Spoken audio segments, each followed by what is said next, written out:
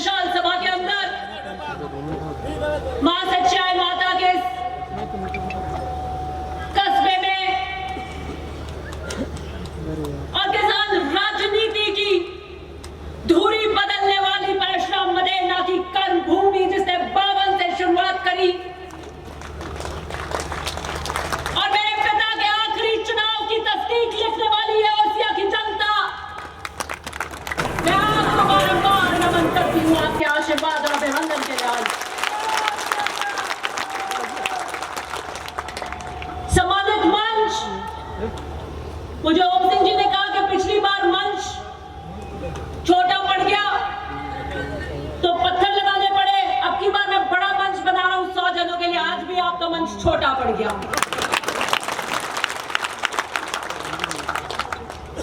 5 साल बाद हम एफिडेविट भर रहे थे तो कहा कि जो जमीन है उसका क्या मूल्यांकन लिखा जाए कि 5% की वृद्धि लिख देते।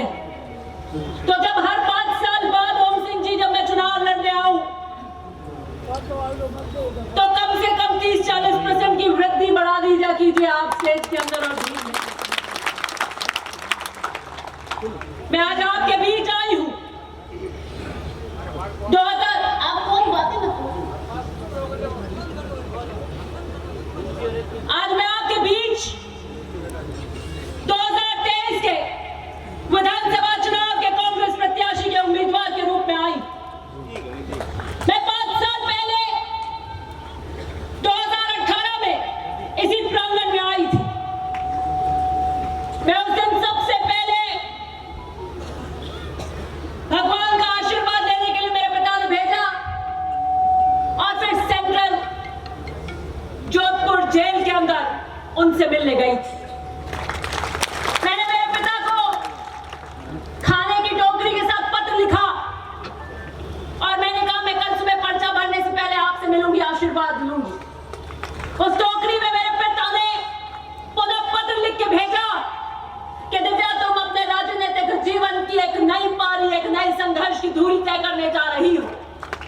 कल एक जीवन का अहम दिन है और मैं नहीं चाहता कि तुम वो शुरुआत जेल से करो।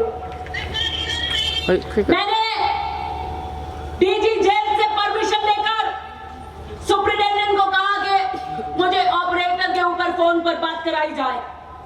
मैं जेल पहुंची और मैंने उनसे बात करी और मैंने कहा कि हर वो जगह, वो पावंडा जहां आप हो, उससे मंगल कोई जगह नहीं हो सकती मेरे लिए। मेरी जिंदगी का एक मूल मंत्र है। मुझे नहीं पता कि भगवान होता है कि नहीं होता। आपने किसी ने देखा है? देखा है? हमारी आस्था का प्रतीक है लेकिन हमने साक्षात देखा नहीं। हम भोग लगाते हैं लेकिन इस धरती पर माता पिता साक्षात भगवान का रूप होते हैं। मेरे लिए मेरे पिता मेरे जीवन के धुरी तय करते हैं। आज मेरे अस्तित्व की पहचान है तो महिपाल मदेना के कारण है। मेरी हर चलती सांस, पलकती झपक और आज आपके बीच में खड़ी ये जनसभा आशीर्वाद देती कि मुझे महिपाल मदेना से विरासत में मिली। मैंने उनके आशीर्वाद से 2018 के चुनाव का आगाज किया था और 2018 के चुनाव में ओसिया ने बाहें खोलाकर मुझे आशीर्वाद के रूप में अपना मत प्रदान किया। आपके उस मत की टंकार से मैं 15वीं विधानसभा की सीढ़ियां चढ़ी और ओसिया के मतदाता और ओसिया की टंकार बनकर, आपकी आवाज बनकर बोलती रही। लेकिन मैंने कुछ वादे किए थे। मैंने कहा था कि मैं परशुराम मदेना की पोती हूं जिसे दोरों की धरती चाटी से निकलकर किसान राजनीति का झंडा पूरे हिंदुस्तान में फहराया और किसान केसरी के नाम से जाने गए। किसान केसरी के उस पूरे संघर्ष में अगर किसी का योगदान है तो ओसिया का योगदान है, आपका योगदान है।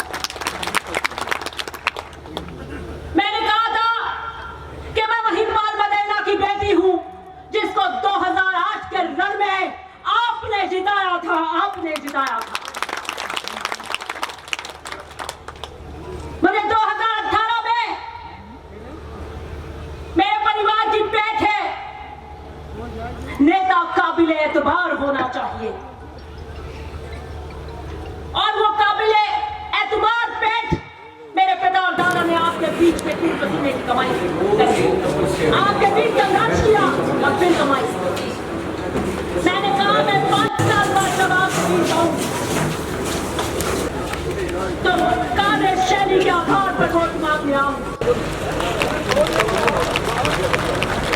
मैं 5 साल आपके बीच में जब आऊंगी तो 5 साल के लेखे के नाम पर वोट मांगने आऊंगी। मुझे खुशी है क्या 5 साल बाद मैं आपके बीच अरे शूट कर रही हूँ भाई, मैं ऑफिस में हूँ एज डी मूवमेंट ऑफिस। अरे भाई साहब बहुत बाजी बढ़िया आज। यस कि मैं ओसिया को भ्रष्टाचार मुक्त शासन दूंगी। दूसरा मैंने कहा था कि मैं ओसिया को गुंडा राज से मुक्त करूंगी और मैंने कहा था तीसरा कि मैं ओसिया के अंदर चौमुखी विकास और रचनात्मक काम करूंगी। मैंने वो तीनों वादे पूरे किए हैं और इसलिए मेरा आत्मविश्वास आसमान छू रहा है आज। मेरे पिता ने कहा था कि संघर्ष के पथ तय करने पड़ते हैं, कोई शॉर्टकट नहीं होता, कोई बीच की गली नहीं होती, ये रास्ते तुम्हें स्वयं तय करने हैं। मैंने पूर्ण विश्वास और आत्मसंतुष्टि के साथ आज आपके बीच खड़ी हूं। मुझे विश्वास है कि मेरे काम के आधार पर आप मेरा आकलन करेंगे।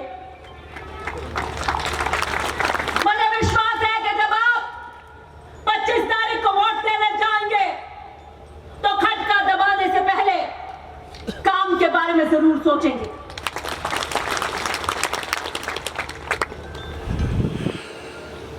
मैंने एक वादा किया था कि मैं भेड़ हटाया की परियोजना लेकर आऊंगी, ये मेरे पिता का अधूरा सपना है। 2008 के चुनाव में मैं उनके साथ साए की तरह खड़ी थी और उन्होंने ओसिया की जनता को कहा था कि आपके विश्वास का वोट और मत मुझे मिला और महिपाल मदेना को विधानसभा की सीढ़ियां चढ़ने का मौका मिला। तो मैं ओसिया की जनता को वादा करता हूं, मैं इन बहनों को वादा करता हूं कि इनके सर से घड़े उतरवाऊंगा। मैं ओसिया की जनता को हिमालय का मीठा पानी पर पहुंचाऊंगा।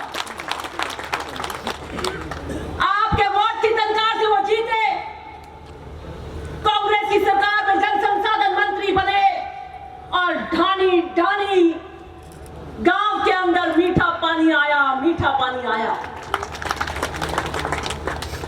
लोग आश्चर्य करते थे कि हिमालय का मीठा पानी अपने यहां धोरों में कैसे आ सकता है, लेकिन फिर यह भी बात करते थे कि जबान के धनी है, इनके वादा खिलाफी नहीं होती, जो कह दिया वो लौ की लकीर है, कहा है तो तरकीब बहुत होगी, इनको पेन चलाने की आदत है। जैसे हमें खेती की आती है वैसे राजनीति की खेती में पारंगत है, तो विश्वास है हमारे को। मेरे पिता ने 5 लाख घेवड़ा तिवरी मथानिया और भेड़ हलाया स्वीकृत कराई।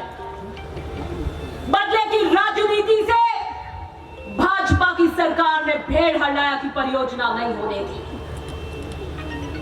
आज भेड़ हलाया की पंचायतें इस सभा में बैठी है, उनको विश्वास नहीं था कि 10 साल बाद अब वो योजना या पानी उनके घर में आएगा कि नहीं आएगा। बार बार मुझसे पूछ रहे थे कि ये स्कीम लेट हो गई है, क्या होगा, पहल के रह गए अब के रह जाएंगे। तो मैं इनका अब की बार ट्रेन छूटने नहीं दूंगी। मैं और मैंने भेड़ हलाया की जो योजना मेरे पिता ने बनाई थी, जिसमें प्रशासनिक स्वीकृति हो गई थी, उसे पुनः खुलवाया। बढ़ती जनसंख्या और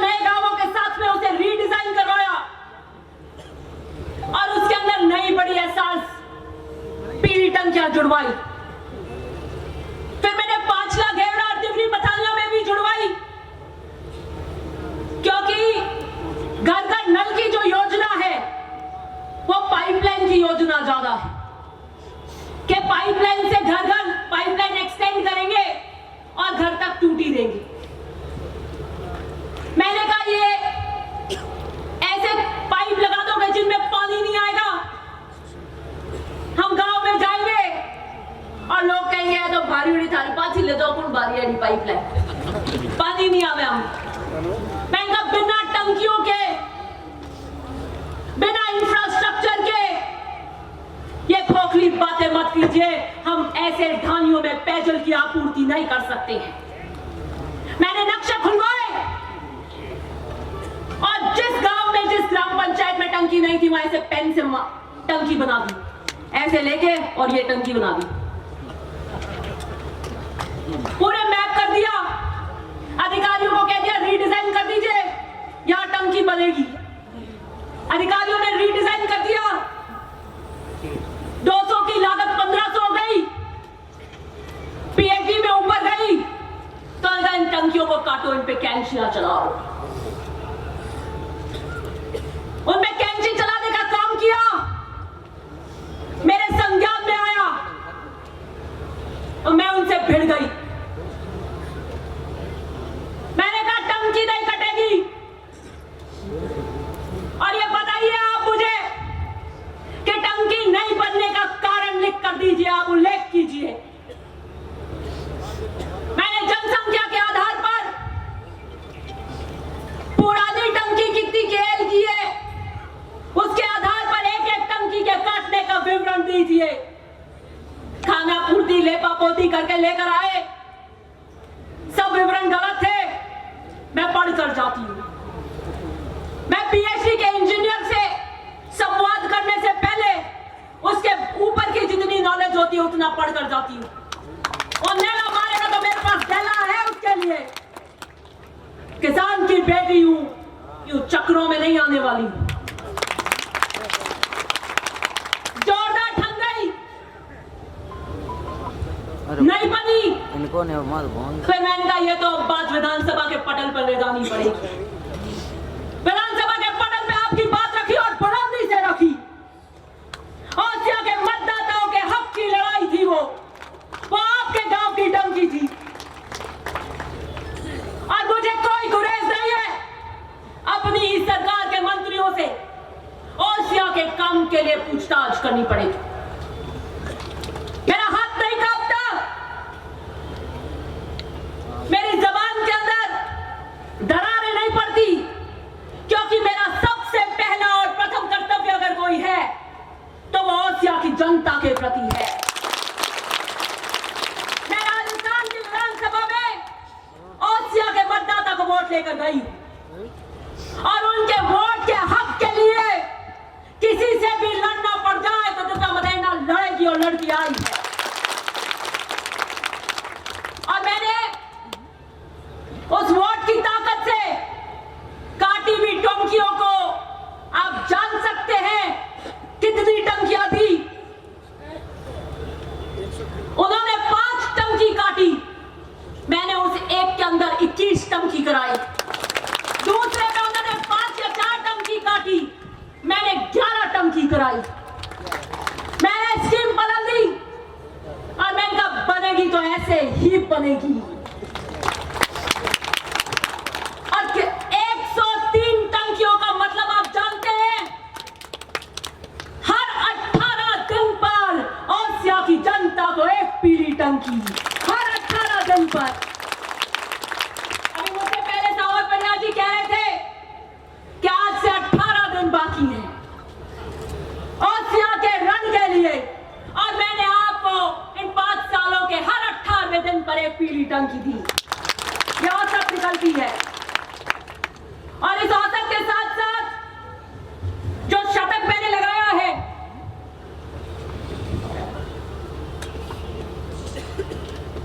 जो शतक मैंने लगाया है, आपको वादा करती हूं कि ओसिया के 5 साल के अंदर मैंने 100 टंकियों का शतक लगाया है।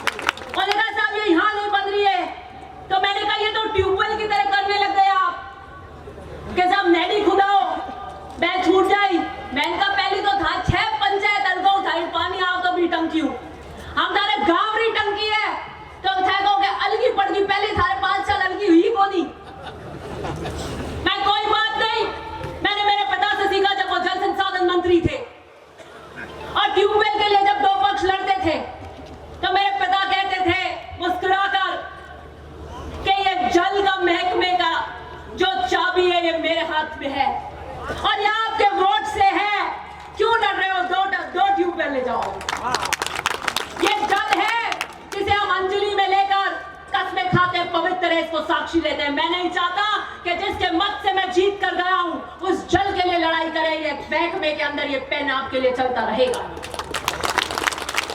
आपने मुझे संबल दिया तो जहां जहां टंकियों की लड़ाई हुई और उसके अंदर अगर किलोमीटर ज्यादा था तो मैंने वहां पे दूसरी टंकी कह दी। मैंने कहा लड़ाई मत करो टंकियों के लिए, दिव्या मदेना आपकी बेटी में दम है, दूसरी दे दूंगी। और अगर आपने मुझे दूसरी बार जिताया तो मैं वादा करती हूं कि ओसिया के अंदर ढानी ढानी आपकी अपनी अलग टंकी करूंगी। मैंने दूसरा वादा किया था कि हम मथानिया में सैटेलाइट हॉस्पिटल लेकर आएंगे। ग्रामीण क्षेत्र में हॉस्पिटल सैटेलाइट लाने के लिए जो नियम है वो पूरे नहीं होते। बंसीलाल जी बैठे हैं यहां पर, उनसे मेरी बात हुई थी, सबसे ज्यादा उन्होंने इस बात को रखा था। तो मैंने मुख्यमंत्री जी से विशेष अनुरोध किया कि सूबे के मुखिया होने के रूप में नियमों में शीतलता देना आपके पास में वो अधिकार है, और इसलिए मथानिया में सैटेलाइट हॉस्पिटल उन्होंने नियमों में शीतलता देते हुए मथानिया में सैटेलाइट हॉस्पिटल दिया। मैंने वादा किया था क्योंकि 75 जीएसएस महिपाल जी ने बनवाए थे, 75 जीएसएस पानी की परियोजना है। टंकी या तो टंकियां बनी थी महिपाल मदेना जी के कार्यकाल में या हमारे काल में एक टंकी बीजेपी के कार्यकाल में रहेगा, एक टंकी।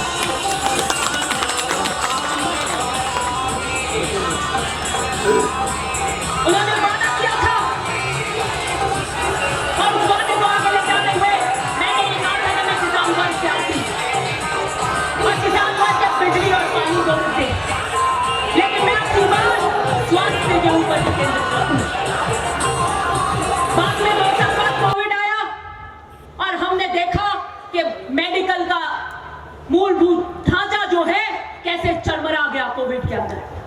प्राइवेट हॉस्पिटल्स में क्या हाहाकार मची, 1 लाख रुपए ले रहे थे बेड के, किस तरीके से हालत हो गई और सबको गवर्नमेंट हॉस्पिटल पे डिपेंडेंट होना पड़ा। कहीं ऑक्सीजन नहीं थे तो ऑक्सीजन भर्ती करते थे। तो मैंने पूरे ओसिया के मैप के ऊपर बिल्कुल सोच समझ कर चरणबद्ध तरीके से मेडिकल के ढांचे को बुलंद किया। मैंने सावड़ा को सीएचसी बनाया, मैंने सीएचसी बनाया, मैंने सैटेलाइट हॉस्पिटल बनाया मथानिया में, ओसिया के अंदर hospital medical mother and child care दिया। उस तरफ मैंने 12 को सीएचसी बनाया, चारों तरफ से मैंने पीएचसी आई वो अलग है, मैंने चारों तरफ से जोन में बांटते हुए मेडिकल के ढांचे को पूर्ण तरीके से सशक्त किया। यह उपलब्धि है हमारी 5 साल की। मुझे कोई बताए कि बीजेपी के कार्यकाल के अंदर कितने हॉस्पिटल, कितनी सीएचसी आई थी? कितनी सीएचसी आई थी? 0, नॉट आउट। हम हैं, हम नॉट आउट है। और वो हर बात पे टंकी कितनी? 0, सिर्फ सीएचसी कितनी? 0। और फिर कहते हैं कि हम ओसिया के विकास की नई गाथा लिखी। विद्युत के अंदर मुझसे पहले बता रहे थे और मैं पहले बता चुकी हूं कि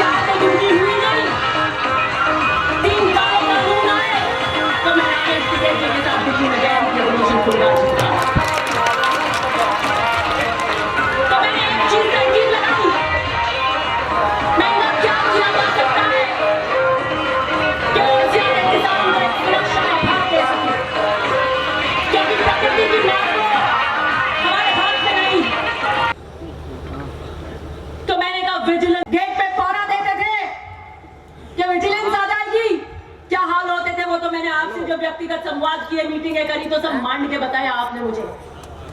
राज कैसा चाहिए, विजिलेंस वाला या बिना विजिलेंस वाला? नहीं, फिर बताओ, राज कैसा चाहिए? तो हमने किसानों को एक सुरक्षा का भाव देने की कोशिश करी। क्यों निर्बाध बिजली मिलती है तो वो 5 बीघा की जगह 8 बीघा बोता कि नहीं, मुझे पर्याप्त बिजली मिल जाएगी, मैं कर सकता हूं, मैं 8 बीघा बो सकता हूं। उसको विश्वास था। अब इससे 20 का खर्चा लगाकर खेती करी, कढ़ाई करी और 8 बीघा बो। क्या 8 बीघा बोता हूं, मुझे बिजली मिलेगी। बीच में ट्रिपिंग की समस्या आई तो मैंने मुख्यमंत्री जी से बात करी और मैंने कहा कि ट्रिपिंग की समस्या आई है, अपनी क्षमता से डबल खेत की जोत कर रहा है और ज्यादा किसान, क्योंकि उनको भरोसा है दिव्या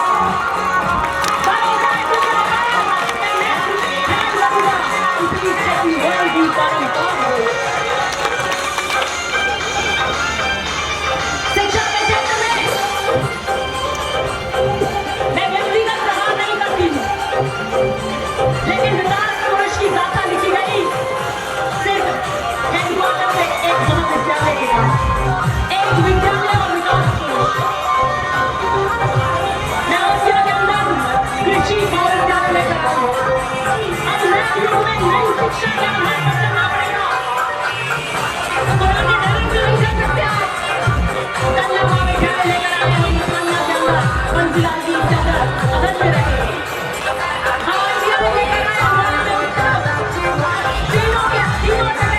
मैंने वापस उस लैब को डिवाइड किया और 3 जगह शिक्षा को बढ़ावा दिया, उच्च शिक्षा को।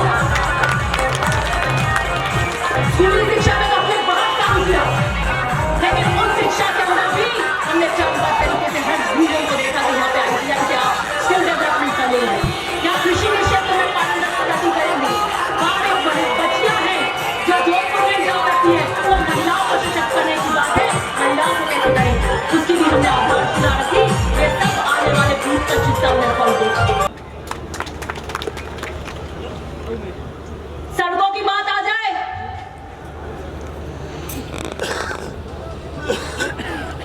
तो आपको पता ही है कि 2 जगह मेरी तलवारें निकली।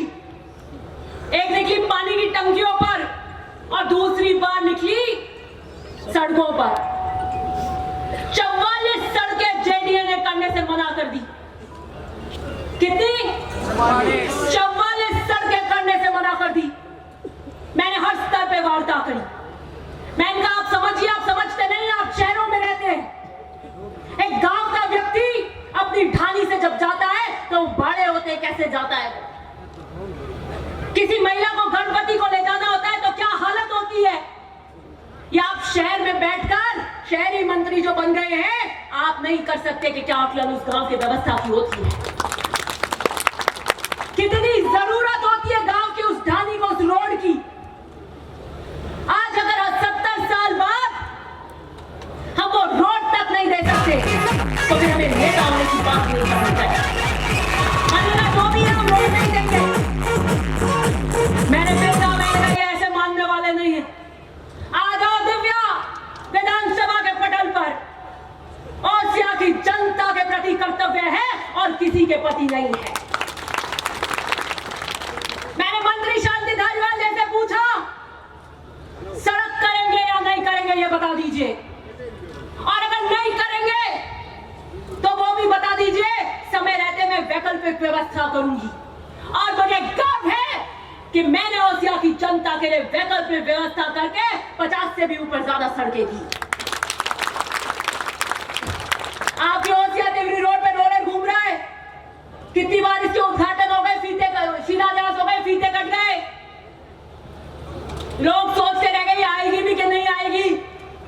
अब रोलर घूम रहा है। उन्होंने कहा एक बात तो माननी पड़ेगी इस लड़की की, चाहे कुछ भी कहे, लोहा मनवा के रहती है, जो कहती है वो करके रहती है।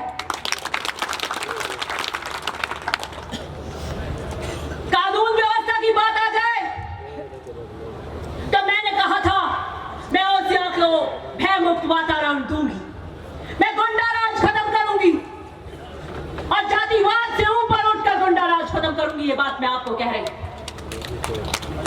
गोपासरिया वाले आए क्या कोई? आइडो चौराहे माते जानो हारो नहीं आ रहे, ठीक है? विधानसभा में यही चलता। गाजरों की ट्रक लूट जाती, जीरे की ट्रक लूट जाती, और मैं आपको बता रही हूँ क्राइम रिपोर्ट के आंकड़े हैं 2014 के बाद सबसे ज्यादा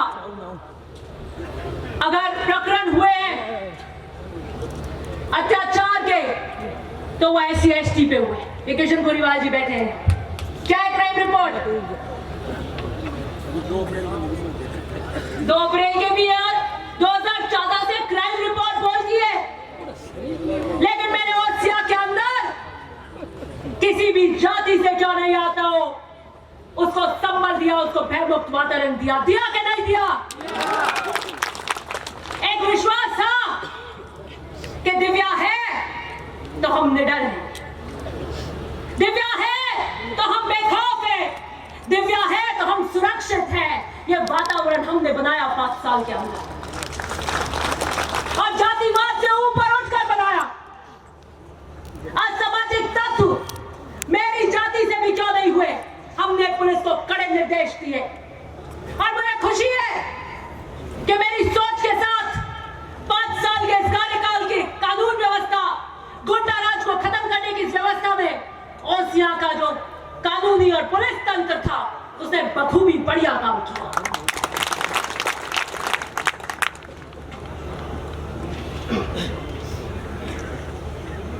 हमारा काल 5 साल का बेमिसाल कार्यकाल रहा है।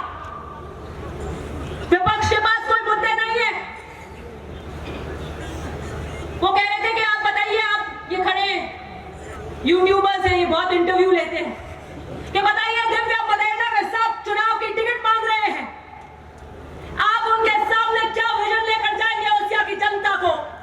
क्या काट होगी दिव्या मदेरणा के काम की? तो उन्होंने कहा गिना नहीं सके, कोई विजन रख नहीं सके। एक ही बात कही कि काम तो कराए लेकिन अपने लोगों के कराए। मैं पूछना चाहती हूं, क्या वो सड़कें भारतीय जनता पार्टी की, क्या गाड़ियां उन सड़कों पर नहीं चलेंगी? क्या वो पीली टंकियां पानी की आपूर्ति भारतीय जनता पार्टी के घरों में नहीं करेगा? क्या वो शिक्षा के नए विचार भारतीय जनता पार्टी के दल की विचारधारा और अपने वाले बच्चे उनमें क्या नहीं पड़ेंगे? तो सिर्फ कहने के लिए आरोप मत लगाइए, मेरे पास में हर चीज का उत्तर है। हमने एक बड़ी मांग तिवरी के अंदर SC/ST छात्रावास की थी, 25 साल से ऊपर थी, बहुत बड़ी मांग थी। हमने इस कार्यकाल में उसको पूरा किया। 25 साल से लंबित मांगों को हमने आकार दिया। अच्छा, ओसिया में भी ये कह रहे हैं, ध्यान नहीं था कि इससे पहले जो छात्रावास बनाया वो महिपाल जी मदेरणा ने बनाया। अब एक ओसिया और तिवरी, एक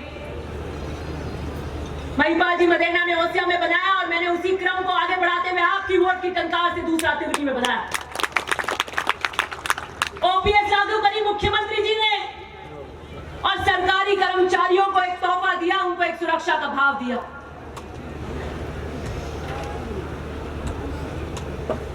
मैंने ये पूरा लेखा जोखा 5 साल का मांड के आपके बीच रख दिया। मैं हर ग्राम पंचायत पे भी उद्घाटन शिलान्यास करने आई थी, एक एक काम का विवरण हमने दिया। कौन खानियां हमने वंचित नहीं रखी। अब अपने दिल की बात कर रहे हैं। मेरे पिता ने कहा था समर्पित रहो, सेवा करो, चलते रहो, नाम बनता जाओ। मैं 2009 में 5 मार्च में उस ग्राउंड में आई थी अपने दादा के साथ।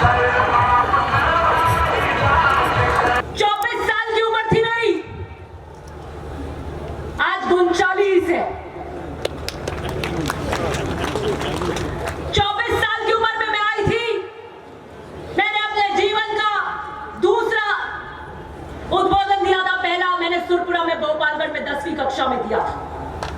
और मेरे दादाजी ने कहा था, मेरे पिता ने कहा था, देखिए एक छोटी सी बच्ची लेकर आए हैं और इसको आपको सुपुर्द करते हैं। अब ये तैरेगी कि डूबेगी ये आपके हाथों में है। हम हमारी बेटी अब आपको दे रहे हैं। मुझे नहीं पता था कि 2009 का वो वाक्य क्या अर्थ लेने वाला है कि 2011 के अंदर जो प्रकरण हमारे साथ घटा, आपने मुझे गोद में उठा लिया।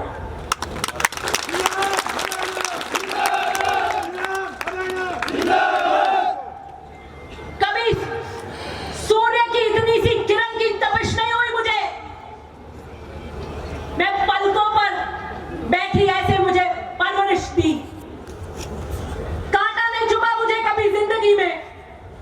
राजनीति का राह सीख ही रही थी कि पता लगा ताश के पत्थरों की तरह मेरा घर बिखर गया। सारी जिंदगी उथल पुथल हो गई। लेकिन मेरे पिता ने कहा था कि अपनी बेटी आपको देकर जा रहा हूं। मुझे याद भी नहीं था वो वाक्य। आपने रातों रात मुझे गोदियों में उठा लिया, पलकों पर बिठा दिया कि हम खड़े हैं दिव्या तेरे साथ में। जब तो मैं आपके यहाँ एमएलए का चुनाव लड़ने में नहीं आई थी कि हम खड़े हैं परिवार के रूप में चट्टान बनकर। मैंने उस वक्त विचार किया। मैं मेरे पिता से मिलने गई 3 दिसंबर 2011, मुझे आज भी याद है। उनको जैसी किया गया और मैं और मेरी माताजी और हम मिलने गए। अपने आप को मैंने खड़ा किया और मेरी मम्मी को कहा कि एक भी आंसू नहीं आना चाहिए आंख में। उनको लगना नहीं चाहिए कि उनका परिवार उनके बिना बाहर क्या करेगा। हमें अद्भुत साहस का परिचायक बनना है। और मेरे पिता है जोश के साथ और जुनून के साथ मुस्कुराते हुए आए, मुझे गले लगाया और मुझे कहा, दिव्या जिंदगी के नए रण के लिए तैयार हो जाओ, कमर कस लो, अब तुम नई जिंदगी का नया सफर तय करोगी। 3 दिसंबर 2011 मैं घर गई और मैं मेरे बिस्तर से कि मुझे ओसिया की जनता के लिए ईमानदारी से और निस्वार्थ भाव से काम करना, चाहे कोई भी आ जाए, चाहे कोई भी परिस्थिति हो जाए। और मैं वो काम सही तरीके से कर रही थी। और कैसे पता लगता है मुझे कि मैं वो काम सही तरीके से कर रही थी? क्योंकि जब व्यक्तिगत निम्न स्तर के आरोप मुझ पर लगते हैं तो मुझे पता लग जाता है कि यह सुरक्षा का भाव मेरे काम की वजह से हो रहा है। कार्य क्षेत्र में संघर्ष कर रही एक महिला, चुनौती देती एक स्त्री किसी भी अस्तित्वहीन व्यक्ति के लिए सुरक्षा का भाव पैदा करती है। कोई कहता है ओसिया की सभाओं में कि शादी कर लो, हम खाना कर देंगे, और कुछ लोग ताली बजाते और खी हंसते हैं। मैंने सुना लेकिन कभी जवाब नहीं दिया। आज देने आई, 2011 से आज 2023 में आज देने आई। निम्न के जो प्रहार करते हैं, अरे जरा सोच कर देखिए कि आप जेल की सलाखों में हो और आपकी बेटी बाहर शादी मना रही हो।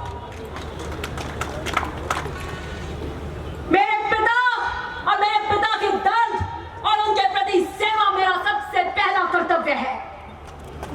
और मेरे पिता जब दर्द और विरह के अंदर कैसे करवट बदलते होंगे, कैसे एक दिन निकलता होगा, कैसे एक रात निकलती होगी, तो उस बेटी को बाहर शादी करना शोभा नहीं देता। मेरे भाग्य की लकीरों में नहीं लिखा है, क्योंकि मेरे भाग्य की लकीरों में सेंट्रल जेल लिखी थी, जिसके 10 साल मैंने फेरे किए, 10 साल मैंने फेरे किए, क्योंकि वो मेरा कर्तव्य था। मुझे चुनौती देने वाले अपने गिरबान में झांक कर देखें। शेरनी की तरह चुनाव लड़ूंगी,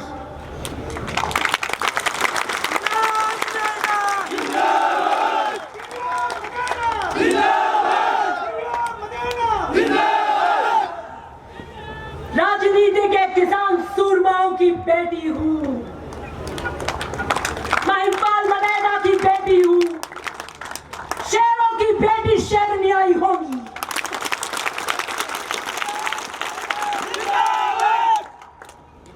शेर प्रतीकात्मक किस चीज का होता है? मुझे बड़ी हंसी आई जब उन्होंने कहा कि जंगल भेज दो, निम्न से निम्न स्तर का प्रहार किया। शेरनी का अर्थात, शेर का अर्थात प्रतीकात्मक होता है। बहादुरी, साहस, निडरता, शक्ति स्वरूप, गर्व, आत्मविश्वास, ये शेर के प्रतीकात्मक है।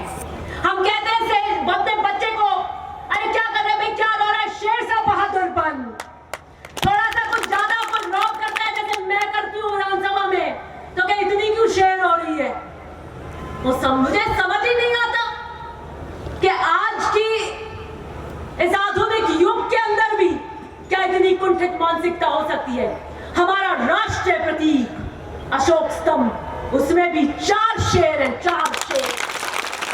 मैं पूछना चाहती हूं, क्या अशोक स्तंभ के वो 4 शेर जो साहस, शक्ति स्वरूप, गर्व और आत्मविश्वास के प्रतीक हैं, क्या उनके लिए भी आप ऐसी राय रखते हैं? क्या उन्हें भी जंगल में भेजना चाहते हैं? जो हमारा राष्ट्रीय प्रतीक है, एक शेरनी, अब ये नारे बोल रहे थे तो मैंने भी एक नारा लिखा, एक शेरनी लड़े होशियारी लड़ाई रे, एक शेरनी लड़े होशियारी लड़ाई रे, चलो आपा भी दे मेरा साथ रे।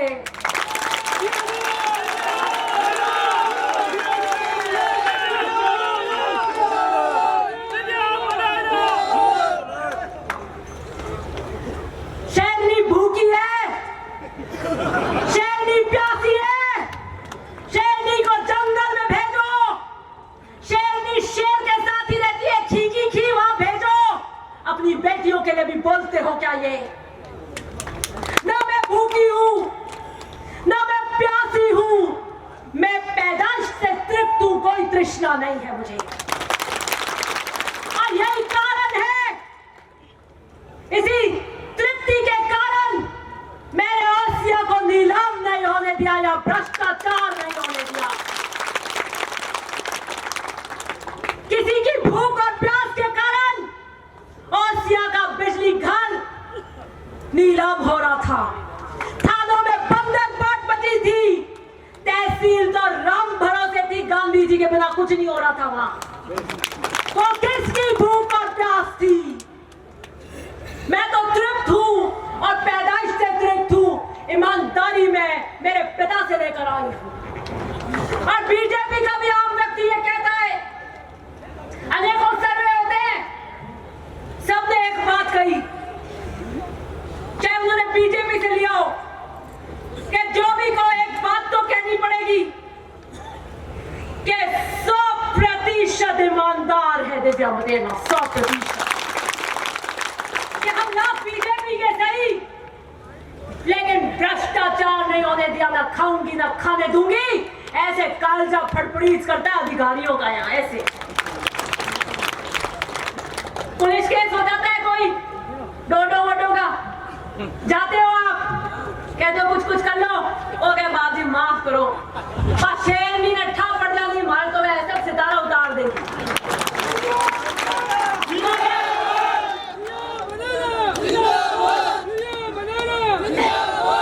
वो कैसा हमारे को करो, जेल हो जाएगी, कर बेल हुई यूं है, यूं है, मार तो जाए कि नहीं जा कोई नहीं पड़ा। हाँ मैं मानू ने पीरे कनेडा जीपीएस से कहीं ठा पड़े तो कल जाए मैं पड़े कदई जा अठा ही नहीं पड़ेगा। मैंने ओसिया के अंदर 101% भ्रष्टाचार के ऊपर अंकुश लगाया और किसानों का राज स्थापित किया, और किसानों की बेटियां भूखी प्यासी नहीं होती। और जो बेटियों को घेरते हैं उन्हें जमाना देख रहा है, जमाना देख रहा है। मर्यादा को तार तार कर कर जो कर रहे, समय लिखेगा उनका भी अपराध। समय के काल चक्र पे वो भी लिखेंगे, युद्ध भूमि के भी नियम होते हैं। महाभारत के उस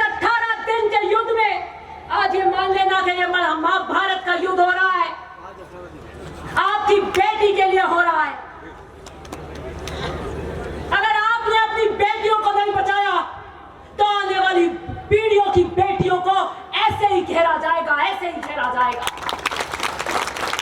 आने वाली पीढ़ियों की बेटियां कभी खड़ी नहीं होंगी, वो कहेंगी एक खड़ी हुई थी मारवाड़ की धरती में दिव्या मदेरणा, कैसे घेरा था उसको मर्यादा से। अब मर्यादित शब्दों के बाण मारे थे, लेकिन वो अभिमन्यु की तरह खड़ी रही, उसने चक्रव्यूह तोड़ा। मैं नए युग की अभिमन्यु, मैं नए युग की अभिमन्यु चक्रव्यूह फेंकना जानती हूँ, जीतना भी जानती हूँ।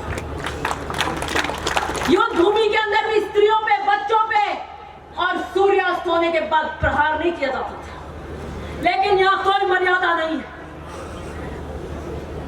समय कब लिखेगा उनका अपराध, लेकिन मैं आज अपने पिता की घड़ी पहन कर आई हूं। ये घड़ी उन्होंने मुझे जब ऑपरेशन करने जा रहे थे, मेरे मम्मी है बंबई के अंदर, तो उन्होंने मुझे कहा 3 चीज लेके आना दिव्या जब मैं ऑपरेशन थिएटर से आ जाऊं। उनको पता था कि वो अगले 48 घंटे के लिए सेडेशन में रहेंगे, क्योंकि बहुत 11 घंटे का बड़ा ऑपरेशन था। उन्होंने कहा एक पेन, पेपर और मेरी घड़ी लेकर आ। और आप सोच नहीं कर सकते कि ऑपरेशन के बाद रात को 8 बजे वो थिएटर से निकले, सुबह 8 बजे जब उन्हें होश, मतलब सेडेशन में थे, भारी सेडेशन के अंदर, उन्होंने आंखें खोली, मुझे देखा और पहली चीज कही दिव्या घड़ी लाई, घड़ी घड़ी। और मैंने उनको घड़ी उनकी कलाई पे पहनाई।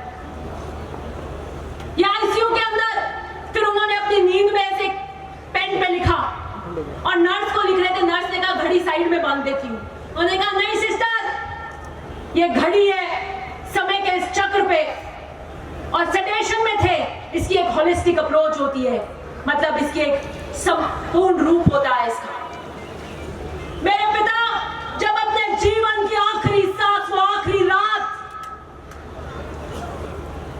मैं और मेरी मम्मी उनके सिरहाने बैठी थी। मुझे डॉक्टरों ने बता दिया था 1 साल पहले कि 1 साल से ज्यादा नहीं निकालेंगे। वो जब भाग्य कोई आपको निकाल के बता दे तो एक एक दिन नहीं निकलता, एक एक दिन ये लगता है कि कम हो रहा है। फिर उन्होंने कहा 2 महीने निकालेंगे, अब 1 हफ्ता निकालेंगे, अब 2 दिन निकालेंगे, और अब ये ज्यादा से ज्यादा ये रात या 1 दिन निकालेंगे। वो पूछो क्या बीतती है, ऐसे पत्री मेरे को नहीं देख रही, भगवान न बताए। वो समय नहीं निकलता जब आपको समय की इस घड़ी पे ये पता हो कि जाने वाले। वो बढ़िया है जब नहीं पता हो एकदम से ले जाए, लेकिन साथ वाले को जब पता हो कि आपके सबसे, आपके जीवन की सबसे, आपके जीवन की अस्तित्व की पहचान जा रही हो, तो क्या बीतती है।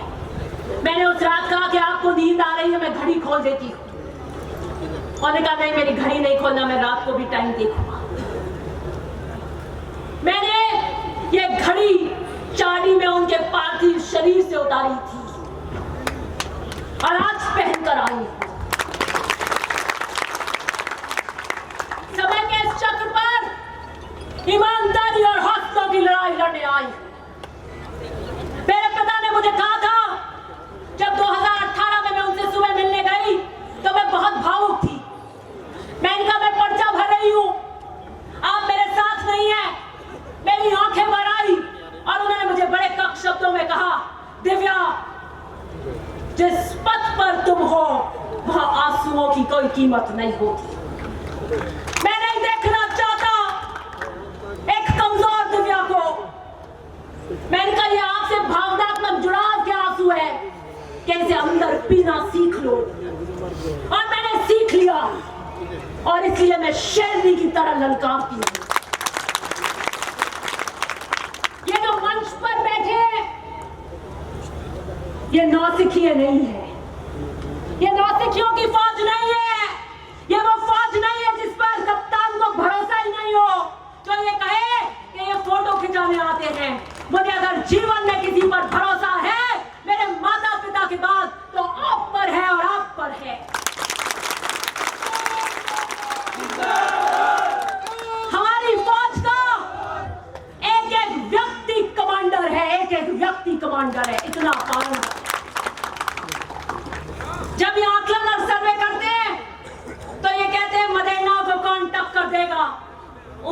कार्यकर्ता सोने की तरह खड़े नहीं है, खड़े हैं। कि मलेरिया की ताकत क्या है कि ईमानदारी और अपने कार्यकर्ता के लिए जान लौटाते हैं, और उनके कार्यकर्ता ईमानदारी से उन पे जान लौटाते हैं। मेरी पूंजी आप है, मैं आपके लिए लड़ रही हूं। मैं मेरे पिता को खोकर आई हूं। मेरे भाग्य में शादी वादी नहीं, संघर्ष पद लिखा है, संघर्ष की लकीरें आई हैं। मेरे जीवन का कोई ध्येय नहीं है चुनाव जीतो हरो, ये तो जनता का भाग्य है, आप मेरे को भाग्य तय करेंगे। लेकिन मैं कोई व्यवसाय नहीं करूंगी, मैं दिल्ली का टिकट नहीं मांगने लग जाऊंगी बीच में, मैं कोई और प्लान नहीं लगाऊंगी, मैं और कोई काम नहीं करूंगी। मुझे एक ही काम आता है अब, और वो है आपके लिए सेवा करना, आपकी आवाज बनना। मुझे और कोई दूसरी चीज आती नहीं है, और मैं कोई दूसरी चीज कर नहीं सकती हूं। मैं आपको कहना चाहती हूं, चाहे हृदय को ताप दो, चाहे मुझे अभिशाप दो, चाहे हृदय को ताप दो, चाहे मुझे अभिशाप दो, कुछ भी करो, कुछ भी करो, कर्तव्य पथ से, किंतु भागूंगी नहीं, वरदान मांगूंगी नहीं। मैं इस कर्तव्य पथ से नहीं जाने वाली। मुझे कोई किसी जंगल में भेजने की अपनी परिकल्पना को भुला के मैं इसी पथ पर चलूंगी। कर्तव्य पथ सिर्फ हार और जीत का नहीं होता है, लड़ाई कैसे लड़ी इसका भी होता है। मूल्यों पे लड़ी के नहीं लड़ी, के समझौतों की राजनीति करके लड़ी। मैंने समझौतों की राजनीति नहीं की। एक ने कहा कि दिव्या कड़क है, वो नहीं झुकने वाली, बिल्कुल नहीं झुकूंगी, मैं बिल्कुल नहीं झुकूंगी। मैं अकेली नहीं हूं। अगर मेरा झुकना सिर्फ दिव्या मदेरणा का झुकना होता तो अलग बात है। मैं ओसिया के मतदाता की प्रतिनिधित्व कर रही हूं, मेरा झुकना आपके वोट का झुकना होता है। मैं राजस्थान के किसान का आशीर्वाद हूं, राजस्थान के किसान का आशीर्वाद मुझे झुकता हुआ नहीं देखना चाहता। ओसिया का मतदाता मुझे झुकता हुआ नहीं देखना चाहता। वो कहता है लड़ दिव्या, हम खड़े हैं तेरे पीछे। क्या आप तैयार हैं ओसिया के समर के लिए? अब रण नहीं, याचना नहीं, रण होगा। आपकी बेटी आई है आपके लिए। मैं एक बात इस पटल से कह रही हूं, अब इसके बाद अपन रैली में चलेंगे, बस खत्म करें। मेरे साथ चलिए कि चुनाव कैसा भी क्यों नहीं हो, अगर आप कार्यकर्ता ठान लो तो रात जिता देते हो, माहौल बदल देते हो।